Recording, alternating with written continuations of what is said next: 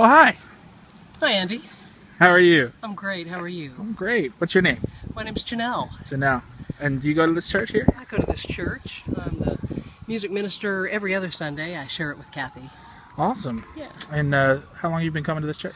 We have been at this location for about a year and a half. Oh, cool. We lost our church in the tornado of 2011. Yeah. And I've been with Unity for about 5 years. Have you been with this same group of people for 5 years? Yes. Awesome.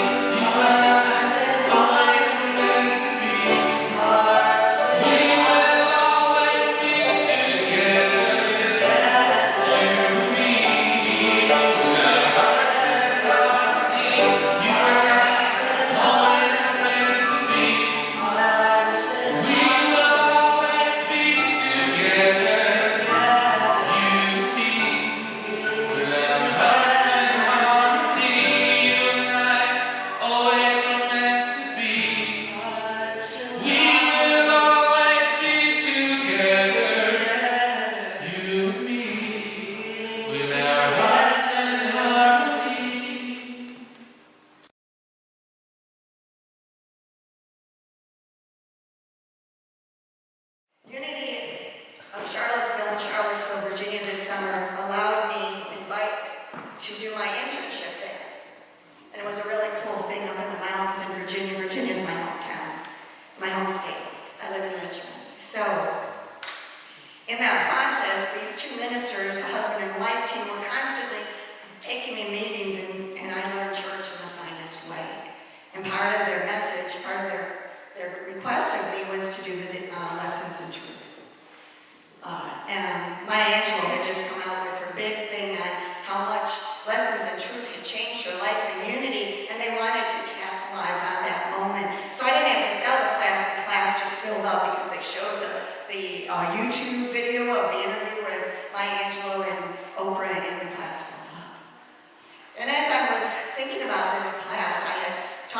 teenagers. I taught it for SEE. I had taken it myself a couple times, and it had become the foundation. In fact, it was the very first class I'd ever taken, was Lessons in Truth. Even before I went to a Sunday service, I took a Lessons in Truth class. And so, all of a sudden, I'm doing it again. But all of my books are in Lee Summit, Missouri, and I'm hanging out in Charlottesville, Virginia. And I thought about that. You know that book that you teach from that's got writing on the sides and stars and highlights, and every time you take it, you highlight another thing, and you just know that this is the book, and it's in Missouri. And so I thought about, do I call a friend and have her go into the house and mail it to me? How do I do this? And in that split moment, I knew that what was mine to do was to let that book be. And that I was going to do this class like Marcus Ford did with the Bible, the author Marcus Ford, when he wrote Reading the Bible Again for the first time. So I bought a nice crisp new book, and I said, there's a gift in here that I would not have gotten had I got my own book. And I'm going to claim it right here and right now. It will reveal itself to me, and I'm excited about it. So I started the book, and in the beginning it talks about what does unity believe in God, and what does the Christ mean, and what is the Lord, and where do we find it in us, and this God energy everywhere present. And then by chapter 3 it talked about how our thoughts create our reality a lot of times, and what are we thinking, and is it what we're manifesting, and do we want to manifest this? And then she goes on to talk about denials and affirmations, and these are all subjects that I had gotten very clear about. Used them. And then I got to chapter 8, spiritual understanding. And in that moment, when I read the words, you're being called to come up higher, I realized in that moment that was my gift. So many times in Unity, we have had demonstrations of the truth principles. We have had answered prayers. But Emily and Katie is asking us, is really wanting us to open up to something far greater than that, and that is seeing God in every moment of every day, regardless of what's going on. And I thought about that. Well, that's kind of cool. I'm going to come up higher. And I'm claiming it. Come up higher. So as I was driving back on my 16-hour drive in September to begin my third year, I hit Lexington, Kentucky. I need gas, and I really should have gotten it at the last one, but you know, the next stop's really not that far. I can make it. It's not a real big deal. And it's 96 degrees, and my dog's taking up the whole back seat. The cats are right next to me, and traffic stops. Really stops. And 64. I'm 4 miles from the exit, and I don't have a lot of gas. And 2 hours go by. And in my mind, I'm trying to create, do I turn the engine off, and every time we creep 2 inches up, do I burn more gas starting the engine, and if I just let it idle, I'm in my problems. And I'm sitting there occasionally going, come up higher. No, don't you understand? I need gas. And I'm trying to think, I'm going to be okay here no matter what happens. And I just couldn't get there in that moment. I really wanted something to happen. And I did what every good truth student does at that moment. I hit the top of my car like this, and I said, may my faith hold out longer than this gas. And like Katie did it, I figured if it was good enough for her, it was good enough for me. And I just breathed, and the phone rang. Well, I could take the phone on 64 when you're stopped. And a friend called. She goes, something told me to call you. I said, I need prayers. I need a miracle. And I explained it. And she's like, call AAA. I'm like, how would they get to me? There's cars backed up 4 miles. And she goes, okay, I'm going to get off the phone and I'm going to pray for a miracle for you. And at that point, I'm like, oh, I'm on fumes. Can the dog and the cat, I knew I could survive it. Could the dog and the cat survive? And I'm trying to pick out which tree I'm going to hang under. And do I pull the car over and just die of gas right then? Or do I wait till some men have to push me out of the road? My mind's in my problem.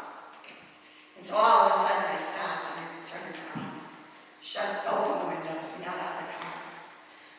I wasn't going to solve this problem in the car. I knew that already.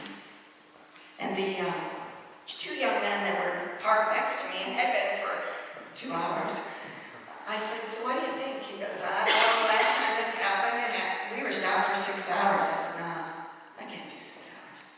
I don't have gas. I'm on fumes. Then I just walked behind the car and I was like, all right, come on. I don't know what is going on. And the two young men, and I want you to know in my midst of my own problems, I failed to see that they were pulling a trailer. And I failed to see what was in the trailer. And they walked up to me after they conversed a long time. I'm like, why are they conversing so much? And they said, ma'am, we have 4 gallons of gas we can give you. And they did. They said, and there were lawnmowers in that back of the thing. We said, we haven't mixed it with any oil yet. It's yours. Good luck. And we're not going to be working today because we're still stopped here. So have the gas. And I knew in that moment that my prayer was answered. But I also knew that what Emily Katie was asking me was that no matter what happened that day, that I would know that I was in the presence and the power of God in all things. And yes, these two were angels. But even if the car would have died, I would have known in my heart that I would have been taken care of. To know that I am the creation of God.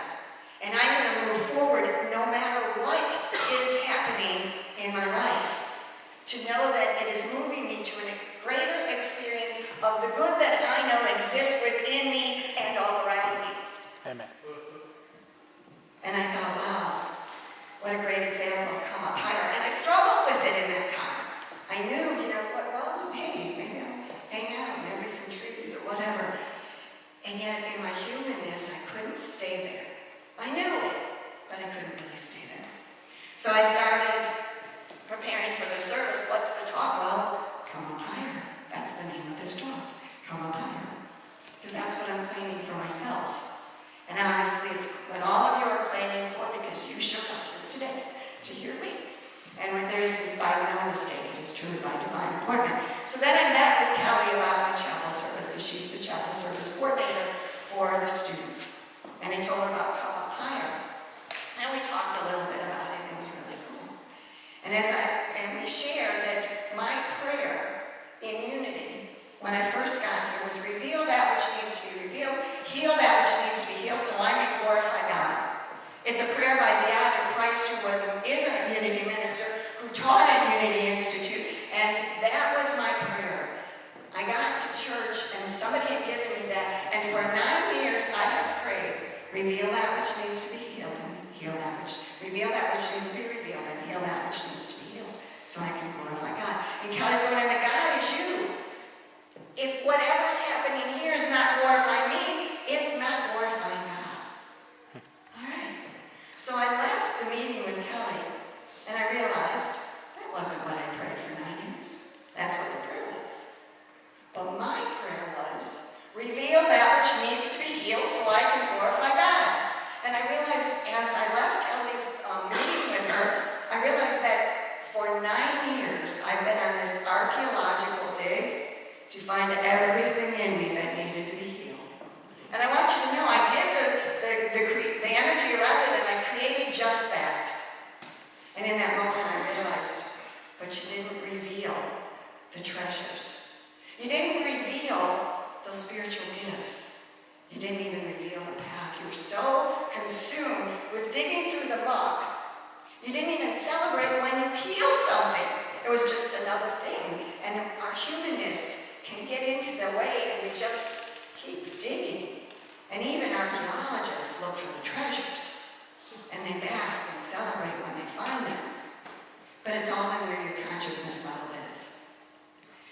So as I was preparing for this talk, I kept being drawn to some pictures of a previous time 9 years ago, before I ever entered into a Unity church. And they were pictures of climbing a mountain in Goshen, Virginia. And I got the pictures out. There's two that always sit for 9 years have sat on my nightstand. And I went through all of them to find the whole packet. And I pulled them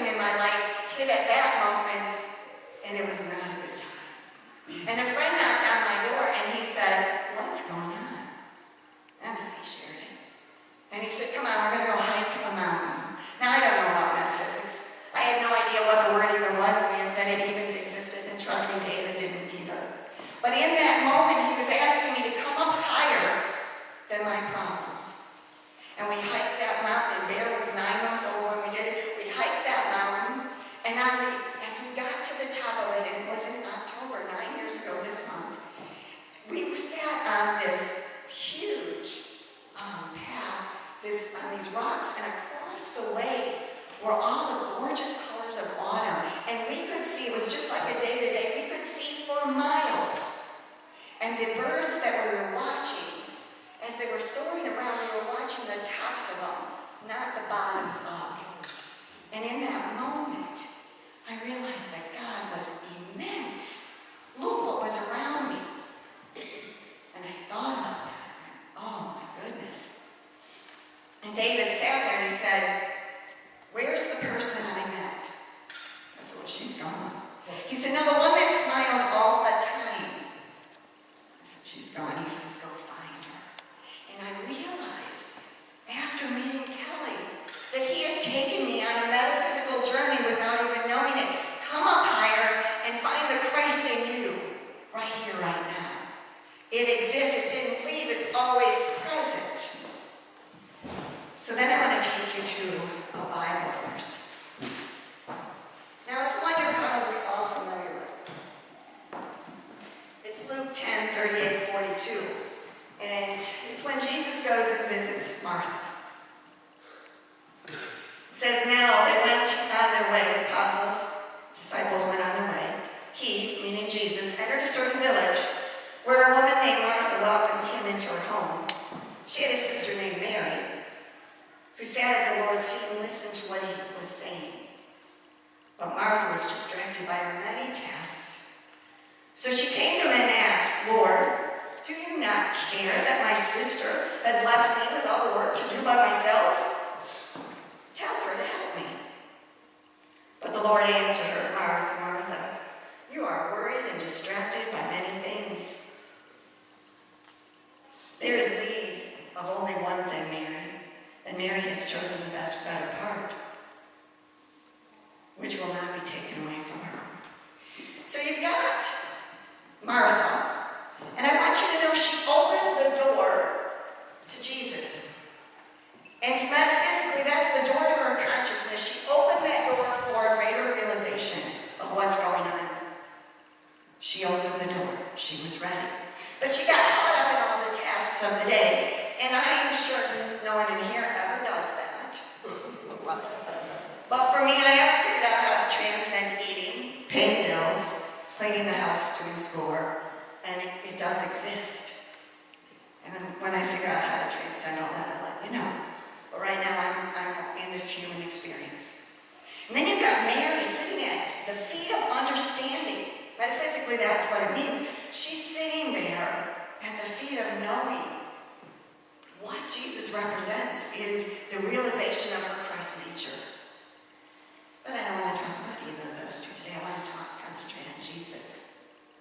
Now, Jesus is sitting in that chair. He knows what he is. He doesn't have to have anybody tell him. But eventually, he has to get out of the chair. And where does he have to go? Among the people. To do what was revealed to him to do for his soul's purpose. We all have a soul's purpose, or we wouldn't be here. We all have that which is trying or has been revealed to us that we're to step into and do it. With the faith and the trust that everything you need will be provided as you move and accept the path. And obviously, Joplin has accepted it. Look where they're hanging out today. So, the thing is, it means Jesus still most likely had to feed himself. He still had to do the work in his human body. But he did it from the knowing that he is the Christ. He is the expression. He did it from the sense of already knowing and trusting. Now, he did a lot like Mary, connected with his source, probably in a chair. It talks about him going to the mountaintop. And he always had to come back down because he was among this earth. And so, there was another man. I'm going to take you back in time just a little bit to 1995. We all know Christopher Reeves. We've heard of him, the movie star, actor, producer, Superman. How many times was he Superman? And he went on a horse equestrian, and he was thrown off. He became a quadriplegic. And in this is his writings. He said, then in an especially bleak moment, the door flew open, and in hurried a squat fellow with a blue scrub hat, a yellow surgical gown and glasses, speaking in a Russian accent. The man announced that he was a proctologist and was ready to perform an exam. This man was comedian Robin Williams, a close and dear friend. And then Christopher goes on to write, for the first time since the accident, I laughed. My old friend had helped me to know that somehow I was going to be okay.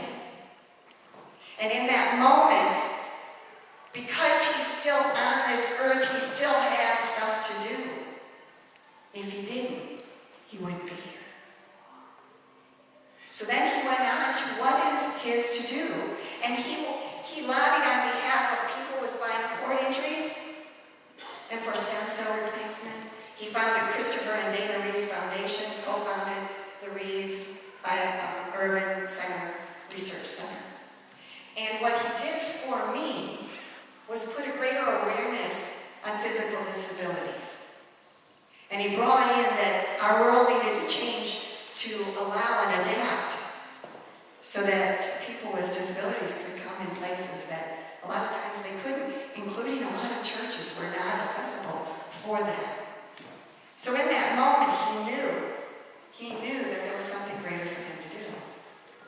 So my quest to you today is to know that if you're here and you're walking around this earth, you're being called to do something, and it's being revealed to you. And everything you need will reveal it. And so I'm going back to the mountain, that day on the mountain. As we were heading up the mountaintop, we packed water, walking sticks, and I can't remember what else because David packed it all. And we walked up that mountain prepared. Emily Katie's book, Lessons in Truth, the first few chapters prepares us for this walk to come up higher. She gives us the realization of what God is. And then she gives us, where did we find the Christ? And then she invites you to be it. And then she talks about how our thoughts create a lot of our reality. Where we put our energy is where it's created. Then she talks about faith. And faith is a really cool thing. It's always at work in your life, whether you have faith in success or faith in failure, it's still working. So what are we creating? And I realized that that's the book. She gives you the tools to climb up to the mountaintop.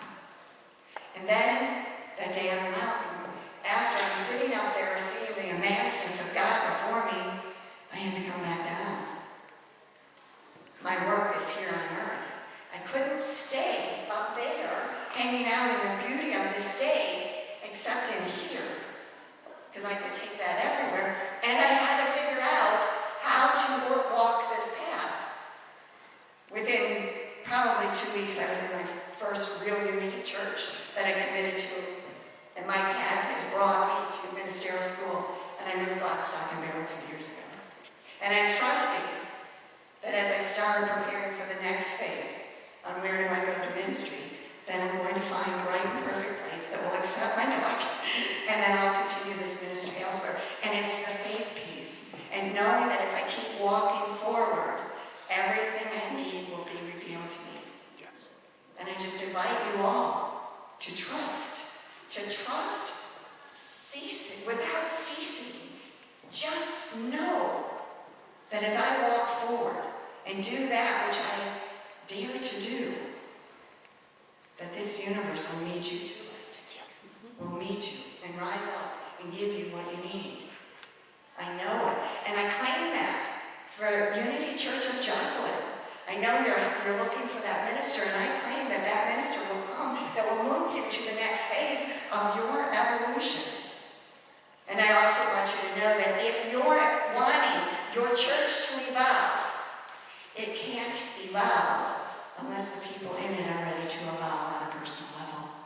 How cool is that? You guys all signed on board and said yes. So I just invite you to know today, right here now, that there's a journey. There are no mistakes. Everything you've done to this point has gotten you here. And what gifts do you have to share? And I really hold to reveal that which is yours to reveal, your Christ nature to everyone you meet, every week, every day, every moment of the day. And the greatest person to reveal your Christ nature to you is to yourself. Thank you.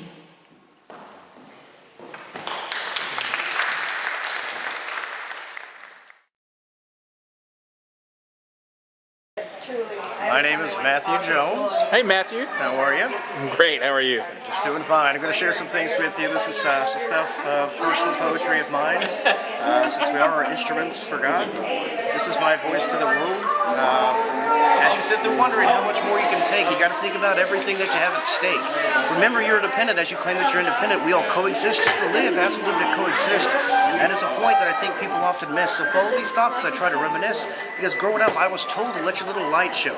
For if darkness around you, may that light inside you guide you, as well as a beacon of hope for those in need around you. Namaste.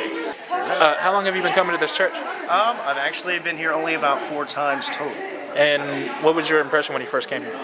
Impressed by the amount of love, because love is the answer. Yeah. Love is the answer. Totally no is. No matter what language you speak, what culture you come from, the ultimate, you can take any religion and boil it down into a cauldron, and out comes love. Absolutely. So I don't have a whole lot to say because I've only been here just a handful of times, but every time I do come to the church, I feel very welcomed. It's very, like you said, he led to the own story. You guys ever done an own before? Or can we do that real quick? Think about that.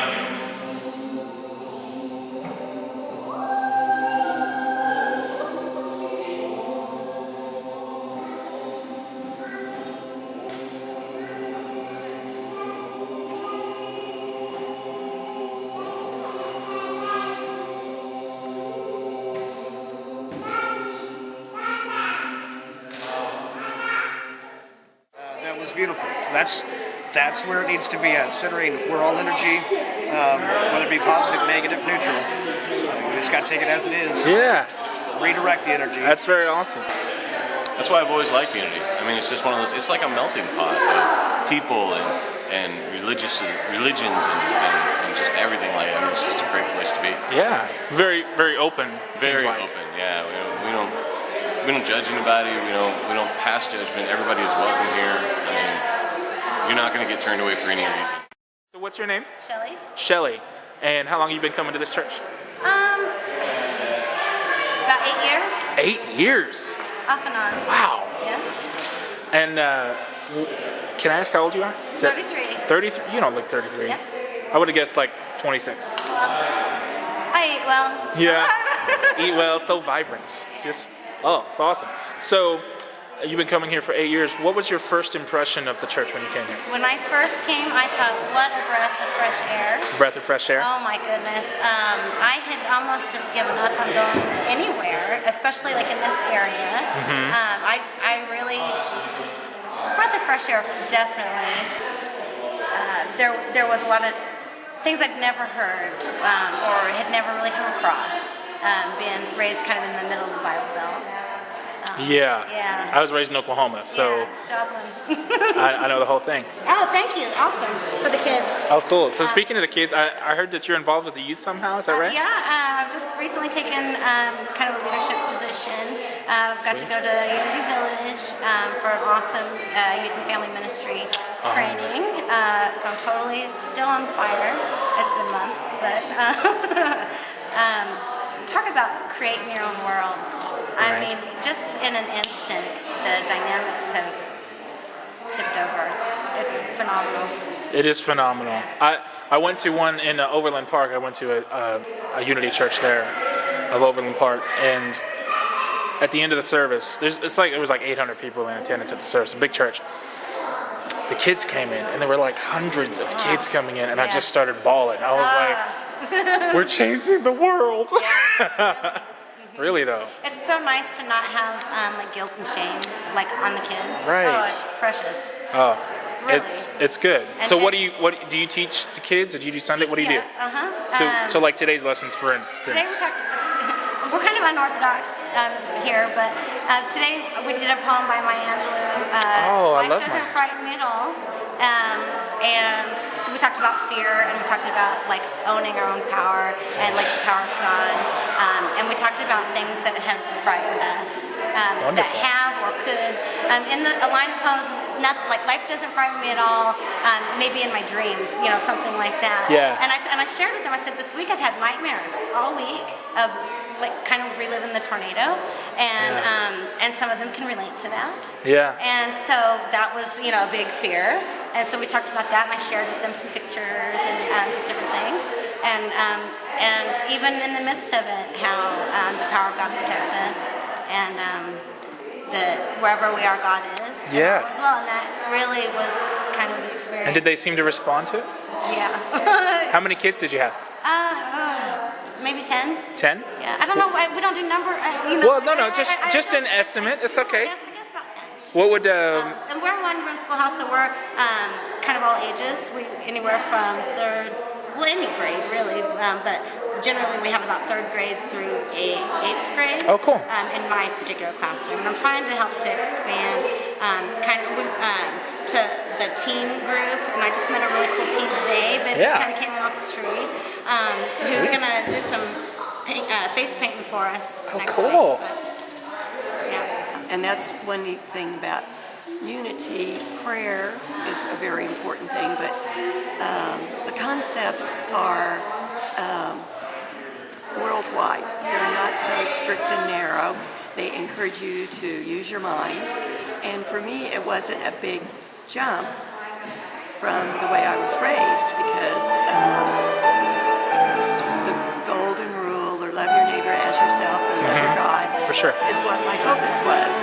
But for lots of people, they didn't grow up in that kind of church at all. And Right. so finding unity for me was also coming home. What keeps you coming back here every Sunday? Message. The message? Yeah, music does a lot too. What would you say to somebody who might be interested in coming, but might be on the fence? Give it a shot. Just give it a shot. Give it a shot. That's good. That's good advice. If you don't like it, don't come back. That's good advice. Wonderful. Well, what would you say to people who are thinking about coming here? What's your impression of the place? I think it's a great place to join and be a part of a growing, new, expanding Unity. Yeah, We have a new vision and a new building to go with it, definitely. and we're really excited about what's down the road. I'm excited too. It was a powerful service. Yes, it was. Yeah, it was really fun singing with you, playing with you. It's great to have you. So I could tell that the people here really resonate with you, and that there are a lot of really open people here. Yeah. If somebody's like on the fence, they're thinking about coming and they're not sure, what would you say to them? I would say to them, come and check us out. I think it's a really casual, comfortable kind of place. Mm-hmm. A line in our mission statement is free to be. Free to be. That's Yeah. nice. And I feel really comfortable about, wearing casual clothes, Yeah. to sharing the type of music I want to share. I don't feel like I'm limited in Yeah. a way or judged. That's by cool. that. Yeah. What's an example or two of songs that you've sung here that? I have done an old acoustic version of Overkill Yeah. by Men at Work. Nice. I've done Hallelujah from the Shrek movie. Yeah. And it was just, I just feel really loved and embraced, Awesome. and able to share the gift that I have. Awesome. Yeah. Well, thank you very much.